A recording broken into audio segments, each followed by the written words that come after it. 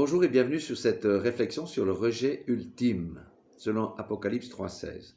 Tout d'abord, pour quelqu'un, on va dire que dans la vie qu'on mène tous les jours, si quelqu'un est rejeté, un enfant est rejeté par ses parents, c'est vraiment très dur pour toute sa vie. Si quelqu'un est rejeté par son frère ou sa sœur, c'est aussi compliqué. Si quelqu'un est rejeté par son assemblée, c'est compliqué. Si quelqu'un est rejeté à son travail, c'est compliqué aussi. Mais il y a un rejet ultime qui est le rejet de tous les rejets, c'est le rejet de l'homme par le Seigneur Jésus-Christ lui-même. Et Apocalypse 3,16, c'est la lettre à l'église de Laodicée, c'est l'église à l'église, ça veut dire à tous les croyants qui font partie de cette église de Laodicée. Il dit ainsi, parce que tu es tiède et que tu n'es ni froid ni bouillant, je te vomirai de ma bouche. Amen.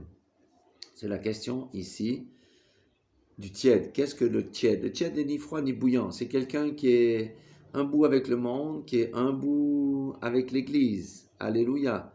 Il vient à l'Église, il fait Alléluia, il prie, mais la semaine, il est comme le monde. C'est quelqu'un qui a des zones d'ombre dans sa vie. C'est quelqu'un qui n'est pas complètement mort à lui-même parce qu'il refuse de mourir à lui-même aussi. C'est quelqu'un qui n'est pas radical pour Christ. C'est ça le tiède. Et le Seigneur parle de ses enfants qui sont à l'intérieur de lui. Vous savez qu'il dit qu'à l'intérieur d'une église, à l'intérieur de son corps, du corps de Christ, il y a le bon grain et l'ivraie. Le tiède, c'est l'ivraie.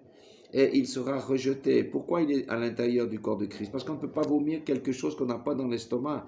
Et le Seigneur, à un moment donné, va vomir ceux qui le dérangent. Parce qu'on ne vomit pas si tout est bien. On vomit si quelque chose nous dérange. Ainsi, le tiède sera vomi de la bouche de Christ au moment opportun, lorsqu'il va faire le tri entre le bon grain et l'ivraie.